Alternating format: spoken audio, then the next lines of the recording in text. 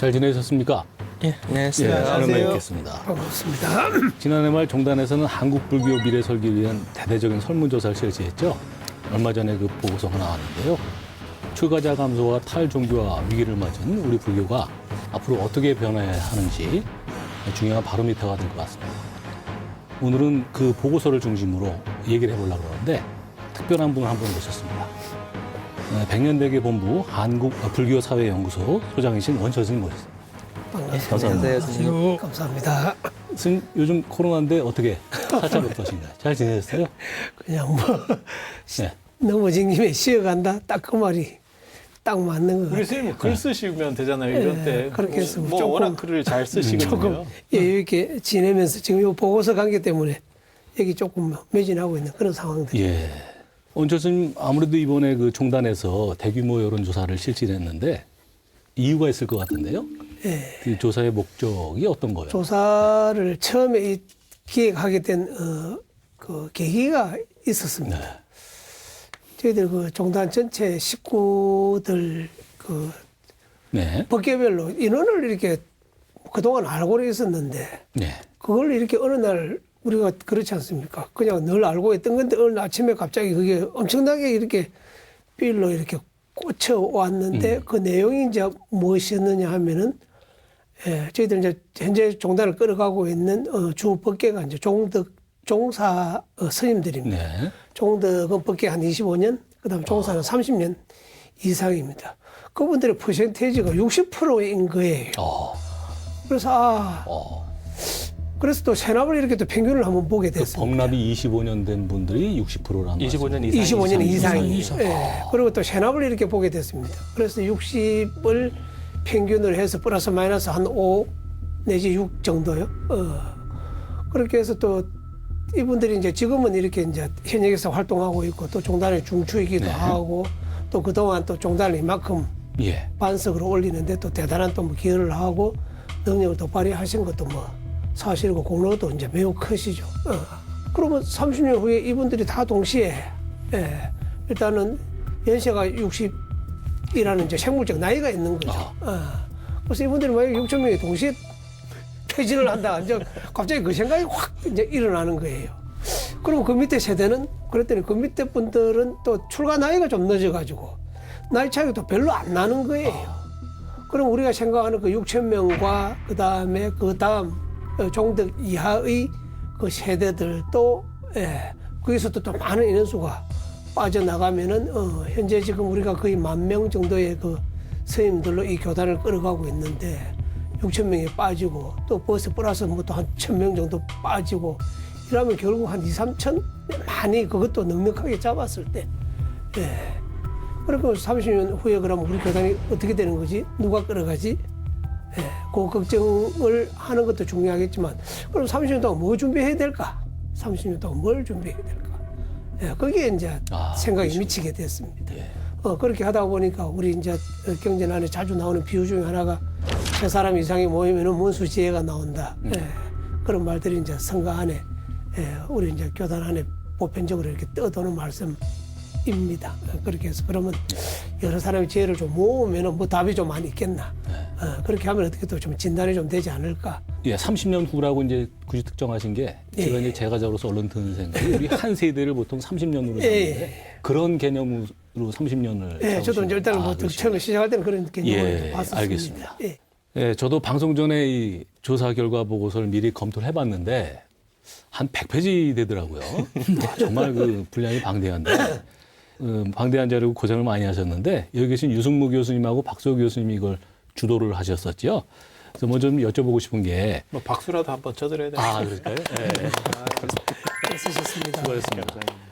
설문 문항이 총 102개 문항인데 설문 문항을 102개를 뽑는다는 것도 쉽지 않아 보여요. 실제로 그렇더라고요, 보니까. 이건 어떻게 만드셨어요, 유 교수님? 아까 이제 스님께서 배경을 말씀하셨는데 그 보통 이제 사회도 베이비붐 세대가 이제 전 세계 현상입니다. 그러니까 2차 세계대전 이후에 탄생된 그 사람들이 이제 일선에서 다 퇴진하는 게 보통 2040년, 50년 이 사이에 다 나가거든요.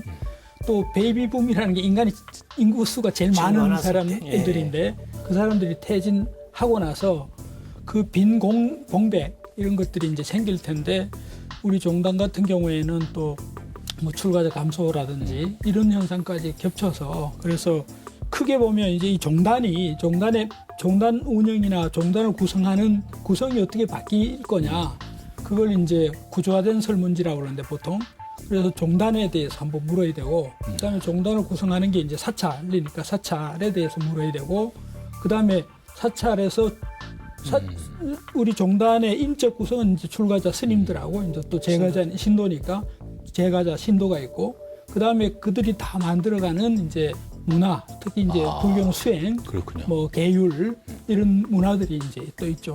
그렇게 해서 5파트로 이제 분류를 했고요. 그 이제 설문지 배치를 이제 종단부터 탁 가면 이제 답답하니까 부드러운 신도부터 이렇게 가 있는 이런 구조기는 한데 그 5개. 처음에는 그걸 제일 앞에 놓았었어. 제일 앞에 이제 종단에 대해서 심각한 질문을 해버리면 머리가 아프니까. 중요한 질문이고 이제 비중이 조금 더 있는 게 대해서 앞에 배치했다가 그렇죠. 이게 오히려 또 우리가 설문을 갖다 하는데 역효과가 날 수도 있겠다라는 이제 안에 내부 회의를 통해 가지고 이제 순서를 좀 조정했어요. 그래서 5개 크게 카테고리가 있고요. 그다음에 이제 우리가 또 하나 이제 염두에 둔 거는 미래. 그러니까 어쨌든 2030년 뒤에 이 미래상을 염두에 두면 미래에 굉장히 큰 변화가 있거든요. 근데 뭐 정부화부터 해서 4차 산업 등등 또 고령화, 아까 출가자 줄어드는 거 뭐 고령화 등등 다양한 변화들이 있어서 그렇게 되면 이제 뭐 종단의 정체성 문제라든지 신도 정책이라든지 수행 체계 뭐 이런 교화 체계 이런 것들도 한번 다시 봐야 될 테고 그리고 사찰의 미래 법회 이런 구조 이런 것들도 좀 바뀔 수 있고 심지어 계율이나 의례 뭐 이런 것들도 이제 변화에 대한 요구들이 있을 것 같고 그래서 그런 것들을 설문에 다 포함을 했어요. 그러다 보니까 5개 구조에다가 미래가 들어가니까 설문이 방대해졌고 그래서 100문항이 넘는 그런 설문지를 그렇군요. 만들게 됐습니다. 예. 박 교수님은 어떠셨어요? 여기 참여하시면서. 설문조사를 하게 되면 설문조사를 성공시키는 핵심적인 요소를 2가지를 꼽아요. 그러니까 설문지를 잘 만들어야 되고 그렇죠. 그다음에 표본, 샘플을 잘 뽑아야 되는 이 2가지가 제일 큰 문제인데 사실은 설문지 만드는데 한 4개월 정도 공을 들였습니다. 그러니까 그 저희 연구소 내부에서도 스님들이랑 무료 스님이랑 저랑 같이 토론하고 그걸 또 원철 스님께서 다시 또 보시면서 이제 종단의 차원이나 이런 데서 또 할 거 고치고 해서 이게 거의 뭐 4달 동안 정말 피드백이 왔다 갔다 하면서 설문 문항이 다듬어졌었고 그래서 제가 개인적으로도 이렇게 공들였던 설문 문항은 드물었던 것 같아요. 굉장히 공들여서 만들었고 그 다음에 이제 표본을 잘 뽑기 위해서 굉장히 고민을 많이 했어요. 다행히 이제 종단에서 이제 스님들 법계별로 조구별로 이제 좀 몇 명이 있는지 그런 분포들을 좀 보여주셨고 그걸 근거로 해서 이제 꽤 정교하게 이제 교구별, 법계별, 그 다음에 이제 비구니 스님들 이렇게 해서 분함별로 해가지고 신부별로 해가지고 다 이제 할당해서 표집을 딱 해놨는데 실제로 이제 조사를 저희가 포사할 때 했어요. 딱 마침 또 좀 동한 거 들어가고 난 다음에 이제 포사들이 진행이 되는 시기여서 그러니까 포사 스님들이 제일 자주 많이 모이시는 때니까 그때 그럼 다 하다 보니까 이제 표본 조사가 아니라 전수 조사가 되는 셈이 돼버렸습니다. 사실은 지금. 그래서 그때 이제 조사할 때 사실은 또 이제 스님들이 굉장히 많이 도와주셨고요. 애쓰신 스님들 굉장히 많으세요. 이 자리를 빌어서 감사 인사드려야 될 것 같아요. 최현 교수님은 이거 관련해서 뭐 느끼시거나 뭐 경험하신 바가 있으신가요? 이번 설문조사 관련해서? 아니 종단 전체에서 이렇게 대규모로 하는 것도 저는 개인적으로는 처음 봤고요. 그래서 이게 고생하신 만큼 유의미하게 활용될 수 있는 데까지 나아가는 그런 지속적인 방법들이 더 모색이 됐으면 하는 생각들이 있습니다. 그러니까 조사가 의미를 부여하는 것이 아니고 조사를 통해서 무엇을 만들어낼 건가가 결국은 세상을 바꾸는 거니까요. 이거는 그냥 지금 스님들이 무엇을 생각하고 무엇을 원하는가에 대한 부분이잖아요. 그리고 이게 지금 다수에 대한 의견이니까 종단의 미래랑 관련해서 지금 원철 스님 말씀하신 대로 60%가 지금 이렇게 고령화로 넘어가면 초고령이죠. 그것도 그냥 고령도 아니고 초고령으로 넘어가고 이렇게 되면 종단이 이제 뭐 해체가 되네, 뭐 완전히 축소가 될 수도 있는 아주 위기의 상황이니까 그 위기를 어떻게 극복하고 새로운 대안을 만들어서 한국 사회도 개몽을 하고 한국 불교도 발전할 수 있는 동시에 두 가지를 해야 되니까 그래서 앞으로의 일이 더 큰 일이라는 생각이 듭니다. 한 사람이 위기라고 생각하면 그거는 그야말로 좀 꿈인데 여러 사람이 위기라고 하면은 이거는 이제 현실로 만들 수 있다. 그렇죠. 그런 것들을 갖다가 이제 이 설문을 통해서 그 위기 의식을 갖다 공유를 이렇게 이제 하는 그런 목적도 이제 그 생각지 않았던 그런 이제 뭐 소득이라고 그럴까요? 그런 부분을 또 얻은 것도 부수적으로 얻은 소득이라고 하면 그렇게 표현할 수 개몽도 있습니다. 이게 잘 해야 될 것 같아요. 저 네. 같은 경우도 예. 이걸 이런 프로를 통해서 들으니까 그나마 더 위기의식이 느껴지는 거지 이게 한국 불교의 특징 중에 하나가 그 화택의 비유 비슷해요. 집이 워낙 커서 밖에서 불이 났다더라도 지금까지 뭐 잘 보이지도 않는데 뭐 이렇게 자꾸 하는 좋습니다. 그런 게 그래서 있어서 이런 데이터가 대단히 중요합니다. 그렇죠. 이제는 데이터에 근거해서 그렇죠. 판단하고 그거를 가지고 이제 얘기를 거기에다 자, 이제 좀 우리 배경 얘기를 해봤으니까 본격적으로 좀 얘기를 바꿔서 이 여론조사 보고서가 참 귀중하고 또 방대하고 뭐 구체적인 얘기들이 많이 있는데 이걸 뭐 짧은 시간에 다 할 수는 없고 중요한 내용 몇 개를 뽑아서 한번 좀 해보려고 그러는데요. 첫 번째 내용은 이겁니다.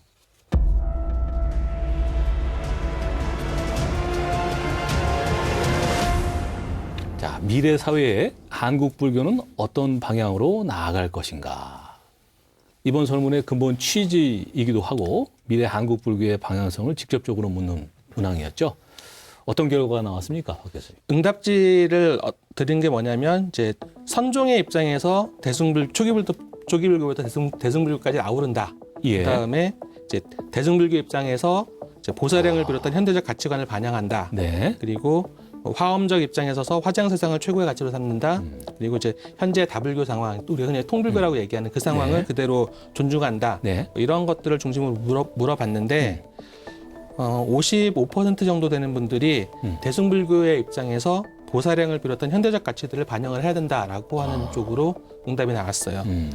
이게 지금 굉장히 클 수 있는 문제죠. 왜냐하면 종교 문제도 있고 그다음에 종단 명칭 문제도 있고 이게 1941년에 하남 스님이 조선불교 조계종을 그 당시에 이종 스님하고 이렇게 만들 때 그때 종조하고 종명 뭐 이런 것들이 논의가 지금까지 개성이 되는 거거든요. 그래서 도의국사 뭐 진울 스님 이런 분들이 이렇게 묶여 있게 되는 건데 만약에 대승불교의 입장에서 봐버리면 종조가 지금 당장의 문제가 되죠. 종지정품 바꾸자는 의견도 적지 않게 있어요. 정지 바꾸자. 아니 저는 바꾸자는 게 아니고 그렇게 바로 거기서 붙여주시면 제가 그렇게 하는 것처럼 그 부분을 제가 조금 예.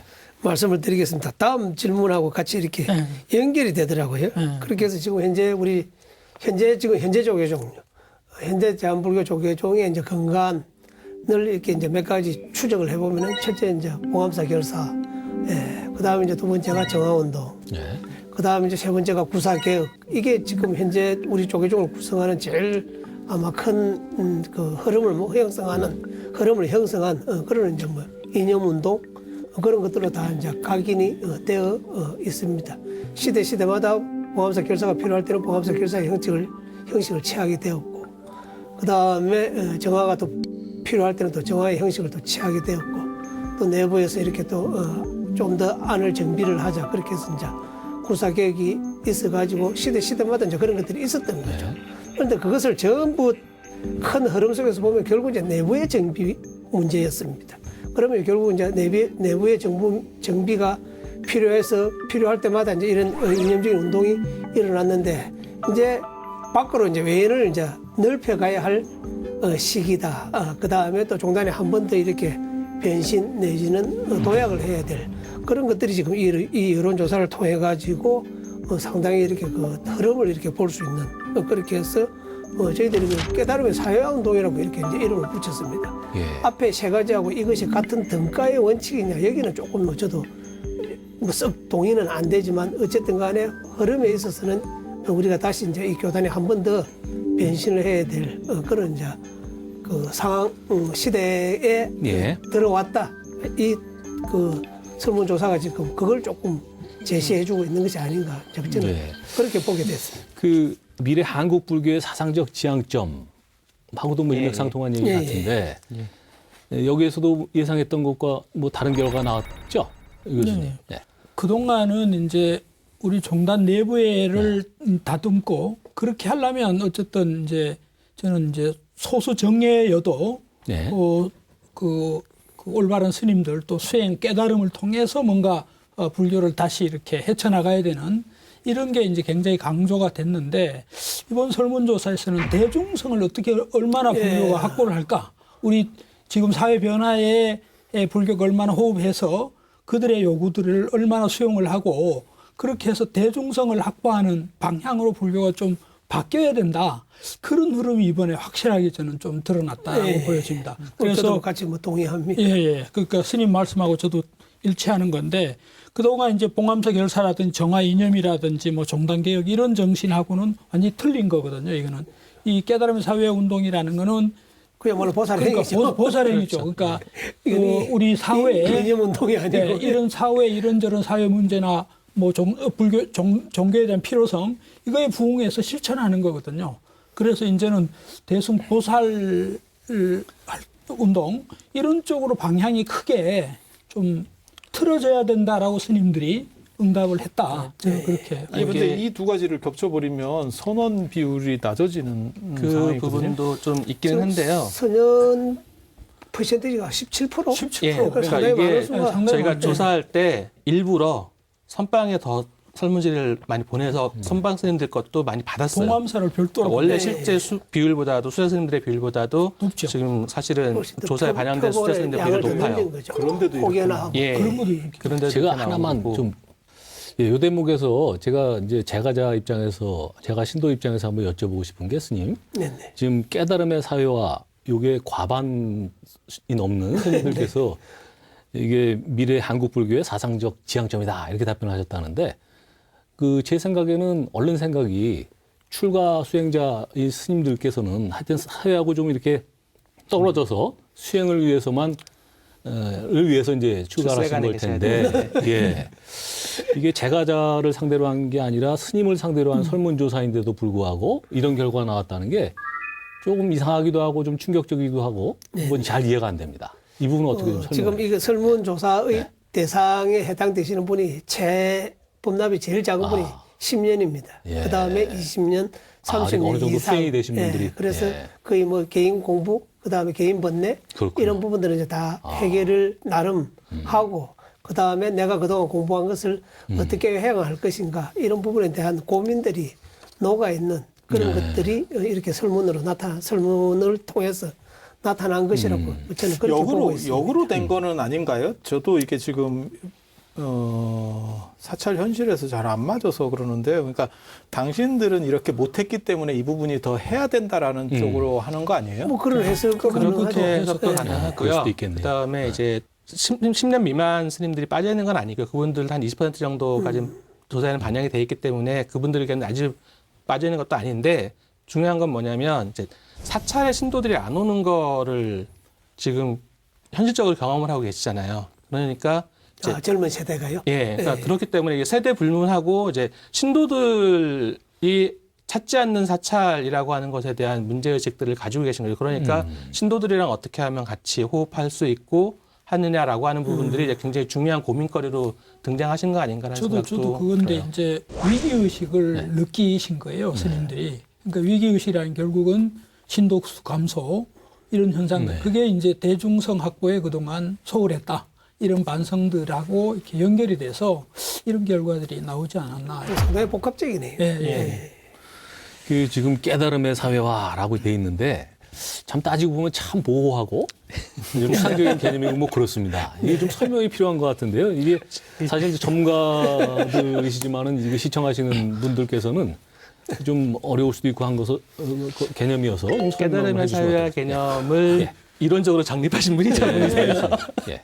예, 저기 94년도에 이제 당시 이제 개혁종단의 첫 총무원장 하셨던 월주 스님께서 얼추스님, 예. 이제 깨달음의 사회화 운동이라고 이제 주창을 하시고 아마 당시 지금 해인사 주지 스님께서 기획실장을 하시면서 이걸 굉장히 강하게 이렇게 좀 밀어붙이셨는데 여기서 이제 깨달음은 뭐 이제 불교가 추구하는 가치고 궁극의 가치인데 이것을 이제 사회로 해양하자 이런 뜻입니다. 보통 사회학에서 사회화는 어떤 가치를 내면화하는 건데 이거는 이제 우리 불교의 가치들을 이제 사회로 적극적으로 해양하자. 그래서 이제 우리 불교적 가치를 우리 사회 역사 속에 어떻게 반영하고 해양하고 실천할 거냐 그런 뜻으로 이제 사회하고요. 그러다 보니까 우리 동시대에 우리 사회의 이런저런 사회 문제, 사회적 약자들의 문제 뭐 이런 것들을 불교가 또 이제는 좀 적극적으로 다가가서 해결에 앞장서고 실천하고 그런 활동을 하자. 그래서 월주 스님께서 뭐 지금 최근의 현상만 보더라도 지구촌 공생회라고 전 지구촌에 가난한 나라 우물 파주고 뭐 학교 지어주고 뭐 이런 활동, 그다음에 복지 활동 이런 것들도 많이 했고 뭐 실업 극복 활동 뭐 이런 활동들을 쭉 한 게 이게 전부 다 사회화, 그러니까 깨달음의 사회 운동의 한 실천 운동. 이제 좀 이해가 유 교수님 말씀드리니까 좀 이해가 되네. 이게 깨달음은 혼자만의 내면화가 아니라 이거를 사회로 적극적으로 실천을 해서 뭐 일종의 그 깨달음을 전파하고 뭐 이런 좋은 가치들을 사회에 널리 퍼지게 하고 뭐 그런 개념인 것 같아요. 불자님들 익숙한 개념으로 하면 상구보리 하와중생인데 하와중생을 우리말로 바꾸는 거라고 생각하시면 될 것 같아요. 자, 다시 좀 얘기를 좀 바꿔서 지금 한국 불교의 전체적인 방향성에 이제 변화가 생기게 된다면 뭐 당연히 사찰의 역할도 좀 달라져야 되겠죠? 혹시 그렇죠. 이 부분에 대한 조사도 있는가요? 예, 했습니다. 이제 사찰이 앞으로 어떤 역할들을 해야 되느냐, 그러니까 사실은 이제 여러 가지 역할들을 가지고 있는 게 분명히 사찰이고, 그 사찰들이 가지고 있는 역할들의 중요성을 좀 스님들께 평가를 해달라라고 부탁을 드렸어요. 그랬더니 사실 다 중요하다고 하셨는데 그 중에서 이제 제일 크게 중요하다고 말씀하셨던 것들이 수행과 명상 공간으로서의 사찰의 역할, 그리고 또 하나가 이제 위로와 힐링 공간으로서의 사찰의 역할이라고 하는 것들을 이제 굉장히 높게 되게 중요하다라고 일단 평가를 해주셨다라고 이제 말씀을 드릴 수 있을 것 같습니다. 통계 보고 이제 조금 느낀 건데 사실 점수 차가 거의 없어요. 다른 통계하고는 전혀 이렇게 다르게 고루고루 이제 분포가 되어 있는데 그렇게 해서 이제 사찰이 위치하고 있는 지역, 예를 들면 산에, 그 다음에 중소도시에 또 큰 도시에, 그 다음에 전통사찰 문제도 있을 것이고 전통사찰 안에서도 작은 전통사찰 또 아주 큰 총림 같은 큰 전통사찰, 그 도시 포교당도 큰 규모의 포교당, 또 작은 규모의 포교당. 그렇게 해서 한 사찰 안에 이 많은 기능들을 갖다가 다 이렇게 담당하게 하는 것은 불가능할 뿐더러 그야말로 참 이거는 뭐 현실 속에서는 어려운 문제거든요. 그래서 저는 이제 이 통계가 제시하고 있는 것이 뭐냐고 보면은 각자 자기가 처하고 있는 사찰의 위치와 능력에 맞춰 가지고 자기 전에서 가장 잘할 수 있는 것, 그거 좀 이렇게 열심히 해 나가면은 전체적으로 이것이 다 조화롭게 이루어지는 것이 아닌가. 그런 이렇게 저 통계로 이제 저는 그렇게 읽었습니다. 예, 저도 이제 그 구조적인 얘기를 좀 하면 그동안 우리 종헌종법에 사찰의 정의가 원래 스님들의 수행 공간, 그 다음에 스님들의 거주 공간, 신도들의 신행 공간이 이제 사찰에 대한 정의예요. 그 용도로 쓴다라는 거예요, 사찰을.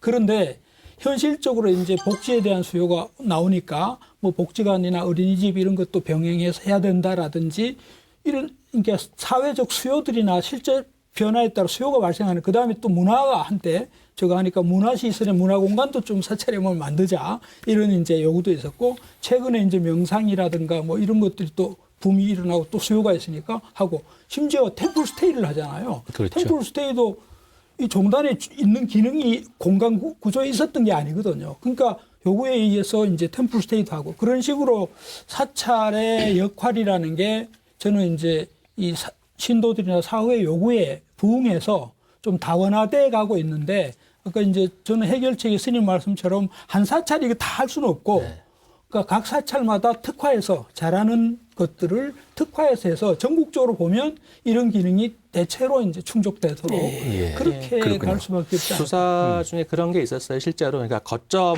사찰하고 단위 사찰들의 역할 분담에 대해서도 굉장히 동의도가 높았기 때문에 지금 말씀하셨던 것들은 그런 식으로 그게 가장 틀을 현실적인 짜 나가면 될 것 같고 이제 이 결과에서 이제 사실 제가 주목했던 건 뭐였냐면 그러니까 그 7가지 기능 정도를 말씀을 드렸는데 그 중에 2가지 정도가 다른 모든 기능들하고 굉장히 밀접하게 연관되어 있는 거예요. 그러니까 그게 그게 어떤 뭐냐면 건가요? 위로하고 힐링 공간이 예. 돼야 된다라는 거하고 나눔과 봉사 공간이 돼야 된다라고 하는 이 두 가지가 다른 나머지 공간들하고 그러니까 상관관계로 따지면 뭐 0.8이라고 해서 굉장히 높은 거의 같이 붙어 있다시피 할 정도로 높은 상관관계 보이는 거예요. 그러니까 이게 뭐 지금 제일 중요한 거는 수행과 명상 공간이지만 그건 이제 단일 항목으로 봤을 때 중요도가 높은 거고 실제로 그 7가지 기능들을 사찰들이 종합적으로 해야 된다라고 했을 때 핵심이 되는 거는 나눔과 봉사, 그다음에 힐링과 위로라고 하는 이 4가지 기능이 메인의 중심에 잡고 나머지들이 같이 서로 서포팅되고 얽혀 있어야 된다라는 거죠. 그렇군요. 결론적으로 말씀드리면 기존의 그 불교 실행 생활에서 예배와 의례의 공간으로 시도들은 그렇게 생각해왔던 게 사실인데 스님들께서는 앞으로의 사찰의 역할이 그거보다도 수행과 명상의 공간으로 돼야 된다. 그렇죠. 뭐 이걸 가장 중요도를 높게 생각하셨다는 그리고, 게 참 특이하네요. 네. 그런 것들을 인상적이네요. 통해서 이제 사실은 힐링과 위로와 그다음에 서로 봉사하고 나눌 수 있는 그런 공간으로 사찰을 만들어 가야 된다라고 이제 생각하고 계시다는 거죠. 예배하고 의례 공간이 되면 관리하기도 좋고 그다음에 이게 단순 구조가 되는 거고요. 그렇죠. 지금 말씀하시는 것처럼 뭐 명상 힐링 이러면 진짜 역할들도 많이 자기도 공부도 많이 해야 되고 그다음에 한 사람이 감당하기도 힘들어져요. 그래서 이게 이상과 현실을 과연 같이 갈 수 있는지는 잘 모르겠습니다. 근데 저는 이제 또 하나는 수행이라는 요구, 이건 저는 불교의 핵심 가치. 핵심 거죠. 가치고 부처님 이래로 이렇게 변하지 않는 그런 가치고 그게 저는 지속되고 있다. 이게 엄청나게 뭐 변화가 있는 것 같지만 사실 메인은 저런 당연히 수행 문화를 수행의 요구를 충족시켜 주는 곳 이렇게 이제 인식되고 있다는 거 그거 이제 빠뜨리면 안 될 것 같아요. 네. 이제 미래 사찰이 다양한 사회적 역할을 또 담당하려면 한 발 더 나가서 보면은 결국 이제 콘텐츠의 문제이고 그렇죠. 그래서 그런 새로운 아이디어와 콘텐츠의 개발이 중요한 것 같은데 이 부분과 관련해서 뭐 참고할 게 있을까요, 박 교수님?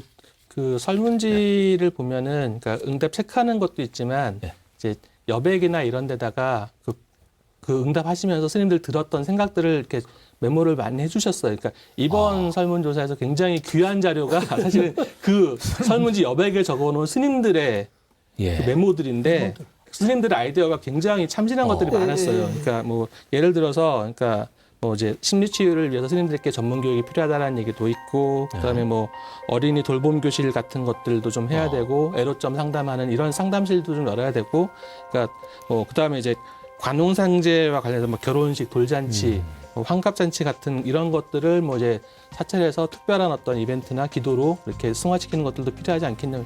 굉장히 참신한 아이디어도 되게 많았습니다. 오늘은 다시 한번 말씀드립니다마는 백년 대계본부 불교사회연구소 원철 스님 모시고 최근에 나온 종단의 미래 설계를 위한 여론조사에 관해서 얘기를 나누고 있는데요. 두 번째로 주목해볼 조사 결과를 살펴볼까 합니다. 두 번째 이야기는 이겁니다.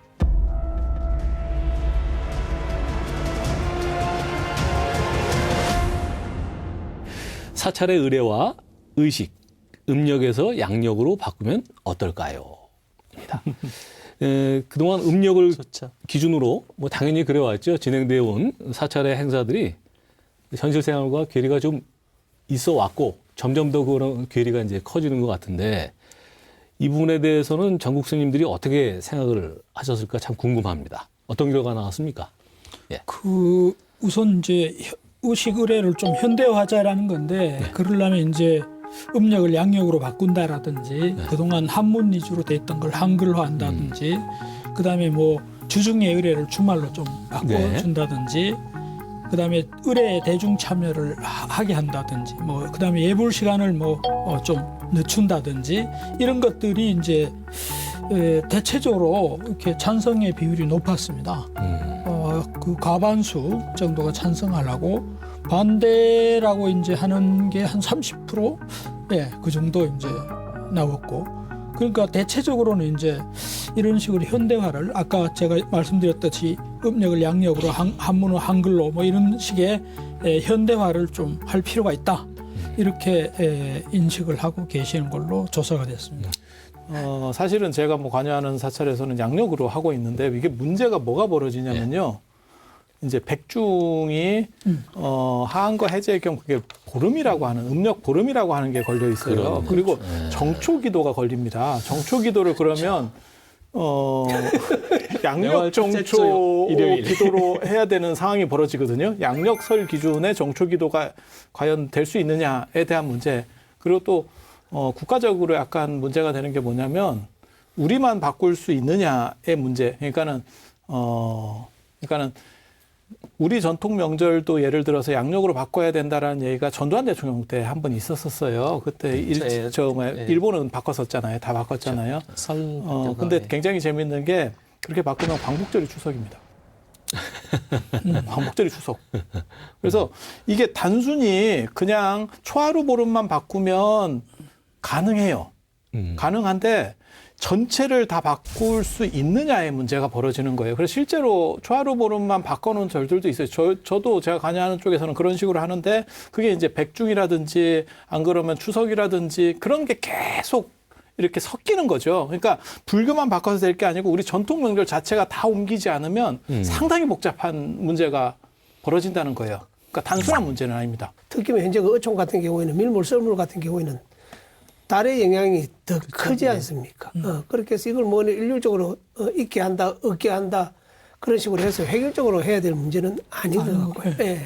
음력을 살려야 할 부분은 살리고 양력으로 바꿔도 문제가 없는 부분은 또 바꿀 수 있고 그렇게 해서 개별 사안으로 접근을 해야지 이걸 그냥 일률적으로 다 바꾸겠다 그렇게 하면은 오히려 더 안 바꾸는 것보다는 더 문제가 이렇게 더 생길 수 있는 소지가 많이 있으니까 이런 부분들은 정말 참 이렇게 뭐 양력, 음력의 뭐 문제로 이렇게 이분법으로 접근해야 될 그런 상황은 저는 아니라고 이제 보는 거죠. 그 새벽 예불 시간 늦추는 문제. 그 문제에 대해서는 장 선생님께서 어떻게 저는 답변하세요? 이거 가지고 논문도 썼습니다. 예. 부처님 기상 시간이 인도에서 6시예요. 예. 6시, 그러니까 9시에 주무셔서 세 때를 주무셨다는데 예. 인도는 한 때가 3시간입니다. 그런데 이게 시간 계산을 잘못해서 동아시아로 오면서 우리 전통 시간에는 1시간이 2시간이거든요. 그래서 3시에 일어나시는 거예요. 이거를 제가 늦춰본 적이 있어요. 제가 관여하는 사찰에 늦춰본. 근데 무슨 문제가 벌어지냐면요. 새벽 기도에 오는 분들이 훨씬 줄어듭니다. 어허. 아예 일찍 해버리면 기도를 참석을 하고 마치고 가서 집에 가서 아침을 챙겨드리는데 조금 더 늦춰가지고 뭐 5시나 뭐 이런 식으로 해버리면요. 밥을 못 차려줘요. 아예 그냥 산속에 살면서 스님들끼리만 예불 하면 늦춰도 돼요. 그리고 경전적 근거도 이건 제가 충분히 뽑아줄 수 있어요. 인도는 그래서 아침을 안 드시는 거예요. 예. 인도 스님들이 아침을 뭐 죽으로 잠깐 드실 수 있는 것들도 마찬가지예요. 일어나는 시간 자체가 늦어요. 그리고 그거 생각 안 해보셨어요? 새벽 3시에 예전에 어떻게 일어났을 것 같아요? 시계가 없는데 알람이 없잖아요. 스마트폰 맞춰놓고 일어날 수가 없잖아요. 불침번 썼습니다. 조선시대 때 다 불침번 썼습니다. 현장 스님이 그걸 알고 있었어요. 현장의 대당서에 보면 인도에서는 6시에 일어난다는 걸 알고 있었는데 동아시아로 넘어오면서 그걸 현장 스님이 안 바꾸거든요. 중국 불교 1인자가 되는데도 그 이유를 저는 뭐로 보냐면 농경사회에서 6시에 일어난다는 게 너무 늦다라고 당신이 판단하신 거예요. 왜냐하면 바쁜 분들은 부지런한 분들이 한 4시쯤 일어나요. 그리고 우리나라 동아시아에 무슨 문화가 있냐면 사람은 임시에 일어난다 뭐 이런 게 있어요. 자축인 이래가지고 이게 6시가 너무 늦는 거예요. 그런데 지금 현대사회에서 이 부분에 대해서도 논점은 있어야 되는데 저는 논문 쓸 때 뭐라 그랬냐면 템플스테이 쪽은 결계를 따로 해서 시간대를 달리하고 예불도 다르게 했으면 좋겠다 이런 얘기는 했었어요. 그러니까 아까 저는 이제 이런 문제가 이제 원철 선생님 말씀처럼 케이스로 가야 된다는 거예요. 이렇게 일률적으로 이렇게 네, 한다든지 그렇죠. 이렇게 해가지고는 안 맞고 그리고 유연성이 없어요. 융통성도 없고 케이스로 가면 해결이 되죠. 여하튼 이 얘기들은 결국 이제 불교의식을 어떻게 이제 현대화할 것이냐 뭐 이런 문제로 이제 귀결될 수 있겠는데 이와 관련해서 다른 조사 항목도 있었죠.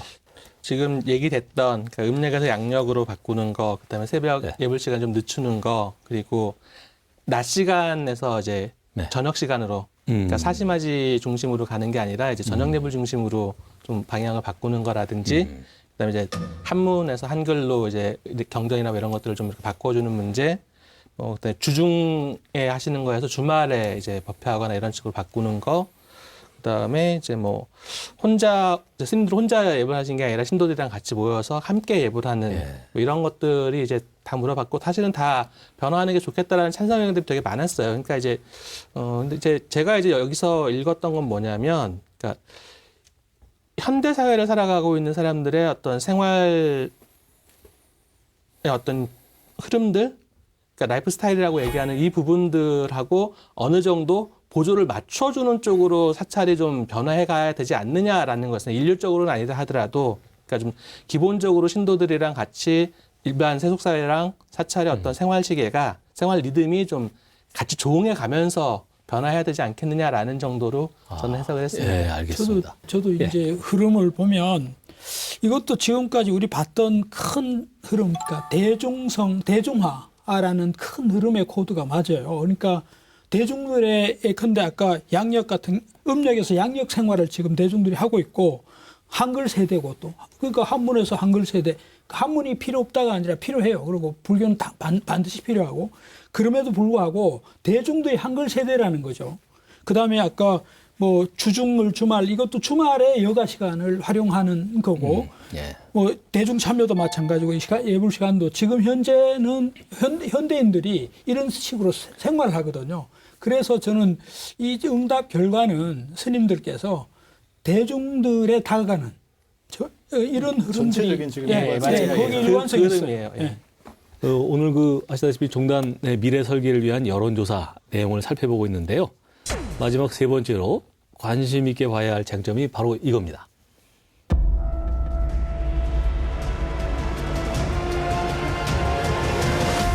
재가 전문가와 함께 사찰 공동 운영 어떻게 생각하십니까? 자, 이 질문이 이제 참 논란거리가 될 수도 있는 제가 질문인데 먼저 할까요? 좀 예민하기도 하고 일단 한번 좀 질문을 먼저 넣은 유 교수님께 한번 좀 먼저 여쭤볼게요. 제가 말씀하시죠. 이런 그 예민한 질문이라고 할 수 있는데 이런 질문을 항목으로 넣으신 이유가 있으신가요, 유 교수님? 이것을 조사를 하게 된 배경이 일단 워낙 스님들이 아까 숫자상 2,000명 이르면 절 전체, 우리 참 불교 전체 운영에 문제가 일단 생겨요. 상당한 문제가 양적으로. 발생하죠. 거기다가 플러스 스님들에 대한 기대는 어쨌든 수행자. 스님들은 수행에 좀 전념해달라. 그렇죠. 이게 사회 혹은 신도들의 또 혹은 스님 자신의 요구이기도 해요. 그런데 현실적으로 스님들이 수행에만 집중하기에는 자비일이 너무 많은 거예요. 사실은 그런 딜레마가 또 이제 저는 있다. 그래서 이제는 어차피 이게 스님들이 다 감당이 안 되면 스님들은 정말 본문사 중심으로 가고, 이 사찰 이런 일이라든가 행정이라든가 뭐 이런 경영 이런 것과 관련된 허들의 이런 제가 전문가들을 양성해서 그걸 좀 보완을 하자, 이런 생각을 해볼 수밖에 없는 지금 그런 국면에 와 있다. 이거는 누가 무슨 뜻 고의를 가지고 뭐 한 게 아니라 지금 밀려서 여기까지 왔다라는 것이 이제 판단입니다. 스님께서, 원철 스님께서 어떻게 생각하세요? 일단 뭐 전체적인 큰 틀에서는 이제 스님들 숫자만 가지고 또 그다음에 우리 또 현재의 교단의 능력을 지금처럼 이렇게 똑같이 이제 유지할 수 없고, 그다음 그런 부분에 대해서 이제 제가자들이 참여가 필요하다는 것은 뭐 모든 스님들이 다 이제 인정합니다. 그런데 그 논리 안에 이제 조금 이렇게 부연해가지고 이제 설명을 좀 드리면은, 내가 국가에 세금을 낸다고 그래가지고 내가 국가의 그 경영에 이게 참여할 수 있느냐? 제한적으로는 뭐 선거라는 형식을 통해서 가능할 겁니다. 그 다음에 내가 저 회사에 내가 자본을 이렇게 투자했다고 그래가지고 저 회사의 경영에 내가 이렇게 참여하는 것 자체가 지금 뭐 그것도 아주 제한적으로 그렇게 이제 가능한 겁니다. 그래서 그것처럼 국가는 국가를 운영하는 사람들이 있는 거죠. 그래서 교단도 교단을 갖다 운영하는 사람들이 이제 있어야 됩니다. 있어야 되는데, 내가 뭐 불교 신자니까 뭐 이렇게 시주를 하니까 이런 개념으로 접근하면 안 된다는 이야기죠. 이 이야기는 이제 무슨 얘기냐? 국가를 운영하기 위해서는 고도로 훈련된 공무원들이 필요한 겁니다.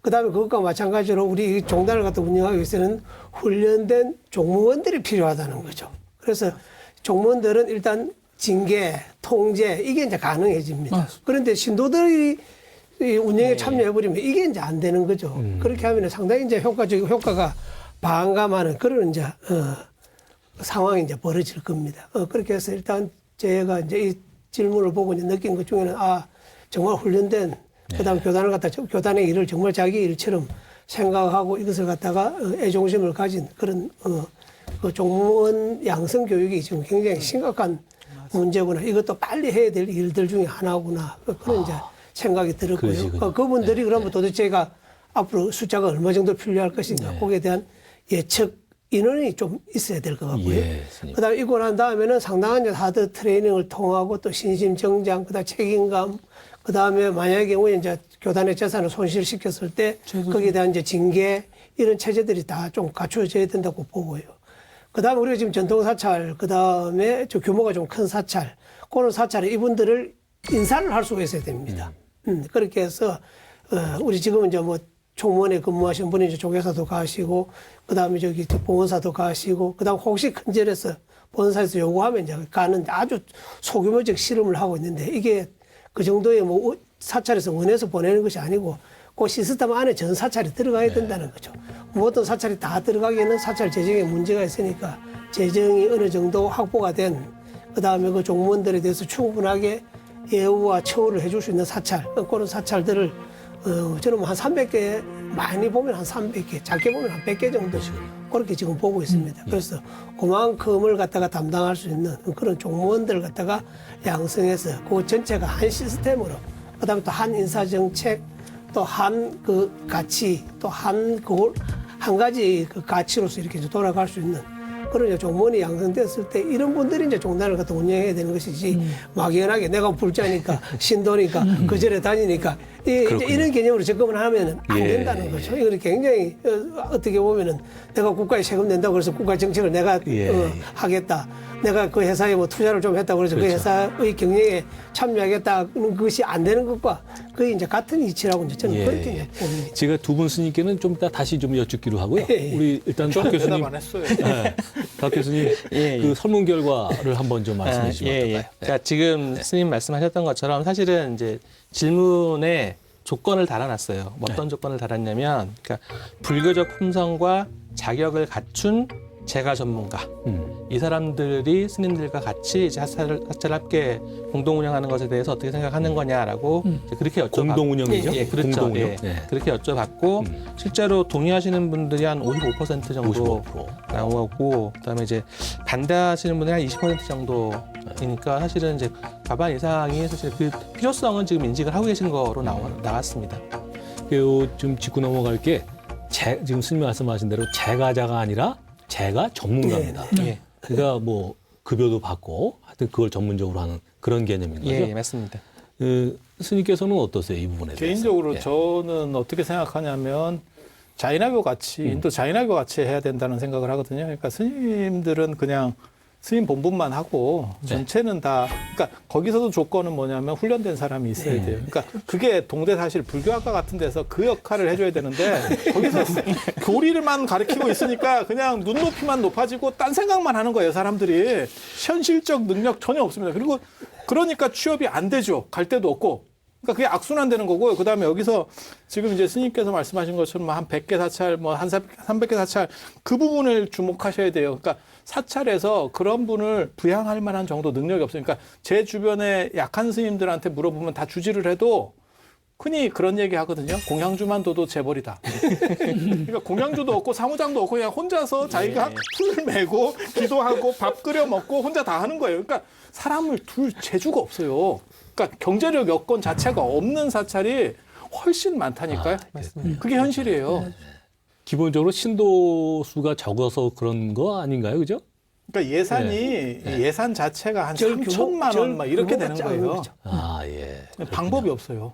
그러니까 사실은 이 부분들은 이게 어떻게 결과들을 만들어내냐 문제인데, 그러니까 그렇게 잘 훈련된 제가 종무원들, 제가 전문가들과 그 다음에 스님들, 그러니까 정말 본문사에 집중하셔서 정말 큰 그렇죠. 교화를 발휘하실 수 있는 그런 스님들이 함께 일을 하기 시작을 하면 사찰이 오히려 이제 활성화되고 커져나갈 수 있을 것 같다는 생각도 들고, 그런 것들이 이제 퍼져나가게 되면 전체 한국 불교가 좀 더 발전하겠죠. 시골 사찰은 제한이 없습니다. 그러니까 누가 해도 아까 제가 보기에는 말씀대로 사람 자체가 없습니다. 일제- 모든 사찰은 다 아니고. 일정 규모 이상의 사찰에만 해가지고 그 인사를 이제 전체적으로 인원 자체를 갖다 전체 같이 이렇게 관리하는. 그리고 이 부분이 사실은 필요한 게 이 종교가 오히려 제가 보기에는 빈부격차가 훨씬 심해요. 그러니까 다수의 아주 가난한 최저 생계비도 안 되는 분들이 절대 다수를 차지하고 있고 몇몇 마치 사찰 공영제하자는 얘기 4차 산업 이후의 세대를 보는 것 같아. 빈부격차가 엄청 심하거든요. 그래서 이 부분이 어느 정도 이상 되면 모두가 손을 놓을 정도가 되면 다 수긍할 거예요. 과거에도 이제 초기 불교에 정인이라고 있었습니다. 정인.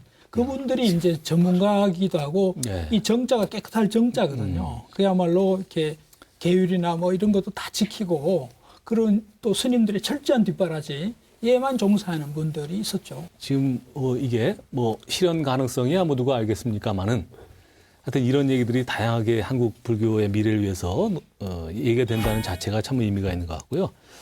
제가 좀 주의 깊게 본 부분은 이렇습니다. 스님들 스스로 꼽으신 미래사회 스님의 역할에 관한 결과인데요. 이렇게 되어 있습니다. 그 답변 비율 순서대로 제가 한번 읽어보겠습니다. 첫 번째가 깨달음을 위해 수행에 전념하는 것. 당연한 거겠죠. 기율을 잘 지키면서 청정하게 생활하는 것. 세 번째가 교학을 비롯해 폭넓은 지식을 갖추는 것. 네 번째가 자비의 정신을 사회에 구현하는 것. 다섯 번째가 사찰의 운영과 관리를 잘하는 것. 마지막으로 여섯 번째가 대중을 선도하고 사회적 지도자로 활동하는 것. 이렇게 되어 있는데 뭐 편차가 크진 않은데 눈여겨볼 부분이 역시 그 1번은 사찰 운영과 관리가 아니라 깨달음을 위해 수행에 전념하는 것.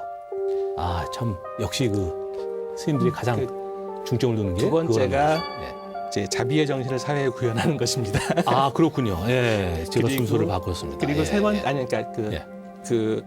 역할의 중요도에 대한 평가가 그렇죠. 제일 중요하다고 생각하는 거는 일단은 수행하시는 그렇죠. 거. 예. 그 다음이 자비 정신을 사회에 구현하는 거. 예. 세 번째가 계율을 청정하게 잘 지키는 거. 아, 그렇게 응답을 스님의 했어요. 본분사죠. 예, 오늘 하여튼 개략적으로나마 한국 불교의 미래에 관해서 많은 얘기를 나눴는데 마지막으로 이번 조사에 직접 참여하시면서 느낀 점이 있으시면 좀 말씀해 주실까요?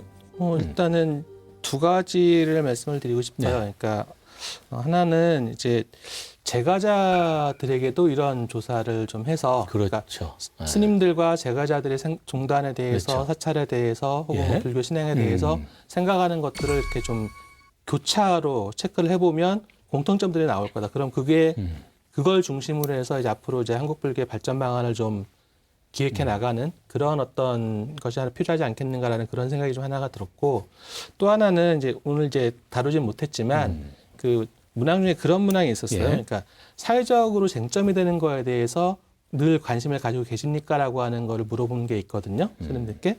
그 질문에 대해서 항상 관심을 기울이고 있다라고 긍정적으로 답하신 분들이 68% 정도가 돼요.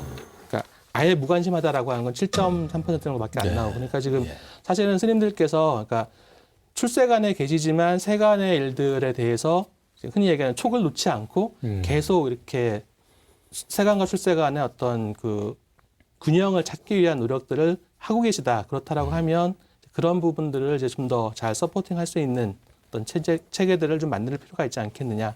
그런 생각이 좀 들었습니다. 저는. 이 교수님은 어떠셨어요? 신도들의 눈도 한번 네. 확인해보고 이런 주제에 대해서 그다음에 우리 사회 일반인들은 이런 주제에 대해서 일반인들의 눈으로는 어떻게 보는지 그런 이제 그것도 그러니까 대상에 따른 비교 연구도 필요할 것 같고 또 저는 이제 이게 그러니까 시기마다 한 5년 주기로 이런 유사한 데이터들이 계속 축적되면 그 축적된 흐름들을 가지고 이제 판단할 수 있는 게 또 있어요. 그런 게 좀 필요하고 또 하나는 뭐 차제에는 이 다른 나라하고 이제 다른 나라 최소한 불교권 대만 뭐 등등 불교 나라들 변화들 이런 것들을 어떻게 하는지 이런 비교 연구도 조금 해봤으면 그러니까 좀 비교 연구를 통해서 우리 이 응답을 좀 객관화시키고 이렇게 해볼 수 있는 게 좀 필요하다 이런 생각이 있고요. 두 번째 또 하나는 이 설문조사는 이제 현상을 주로 이제 드러내는 건데 왜 그런지를 이제 그것도 이거 개인이 왜 그런지를 따져보는 건 설문을 가지고 따져볼 수 있지만 사회 구조적으로 배경 이런 것들은 설문지로 따져볼 수 있는 게 아닙니다. 그러니까 원인의 원인, 그러니까 2차 원인, 3차 원인 이렇게 그거는 깊이 있게 좀 토론을 통해서 혹은 논의를 통해서 깊이 있게 심층적으로 드러내야 되는 부분인데 저는 그런 연구들도 좀 있어야 이게 입체적으로 컨텍스트가 살아나지 이 달랑 이 설문 현상적으로 드러난 것만 가지고 뭘 판단하고 하면 이게 너무 가볍다라는 그렇죠. 그런 게 있습니다. 예. 오은철 선생님 말씀 주시기 전에 제가 하나만 여쭤보겠습니다. 결국 이제 뭐 이런 설문조사를 우리가 애써서 해도 정책에 반영이 안 되면 뭐 무의미한 거 아니겠습니까? 예. 스님이 이제 하여튼 스님께서 이걸 주도하셨는데 이런 결과들이 정책에 반영이 될까요? 어떠신가요? 일단은 뭐 네. 기본 무슨 일이든지 기본 데이터가 있어야 다음 이렇게 정책을 네. 수립할 때 설득을 하고 그 다음에 또 통과를 시키고 또 네. 이를 집행을 하고 그렇게 해서 일단 기본 데이터는 좀 뭐 완벽하다고 할 수는 없지만 뭐 그래도 이제까지 설문조사보다는 규모라든지 네. 그 다음에 참여자라든지 네. 그 다음에 설문 문항의 종류라든지 그런 걸로 봐서 뭐 그 정도의 그 자료로서는 충분한 가치가 있다고 이제 판단을 하고요. 예. 그 다음에 그것을 앞으로 조금 더 이렇게 뭐 아까 우리 유 교수님께서 심층적인 분석, 해석 그런 작업이 같이 뒤따라야 되고 그 작업을 통해서 빨리 해야 될 것과 늦게 해야 될 것, 그 다음에 할 수 있는 것과 할 수 없는 것, 그 다음에 단기적으로 해야 될 것, 또 장기적으로 해야 될 것, 거기에 대한 뭐 분류가 좀 일단 있어야 될 것 같습니다. 그런 것들에 대한 우선순위를 정해서 정책에 가능한 한 반영이 될 수 있도록 그렇게 노력을 좀 하겠습니다. 네. 부탁드립니다. 예. 이 하여튼 설문과 보고서와 관련해서 앞으로 종단 차원에서 해야 될 일이 참 많아질 것 같습니다. 네네. 원철 선생님 오늘 귀한 시간 내주셔서 감사합니다. 아유, 초청해 주셔서 감사합니다. 고맙습니다. 네, 수고하셨습니다.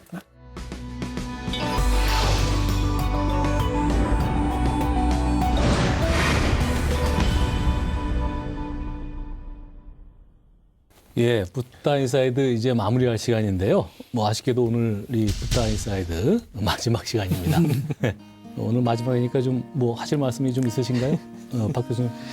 뭐 일단은 이제 이 프로그램 하면서 그런 생각 들었어요. 그러니까 제가 공부했던 보람을 느꼈다라는 생각을 네. 강하게 했습니다. 사실 제가 이제 뭐 서원까지는 아니지만 어쨌든 항상 이제 머릿속에 담고 있는 마음속에 담고 있는 생각이 내가 공부한 사회학이라고 하는 학문이 불교를 위해서 어떤 형태로든 좀 유용하게 쓰였으면 좋겠다라는 생각을 하고 그렇게 하기 위해서 노력을 하는데 이번 방송이 그런 면에 있어서 굉장히 네, 좀 좋습니다. 스스로도 좀 자부심이 생겼던 그런 일이었고 하면서 이제 또 하나 느꼈던 거는 제가 공부가 굉장히 모자라구나.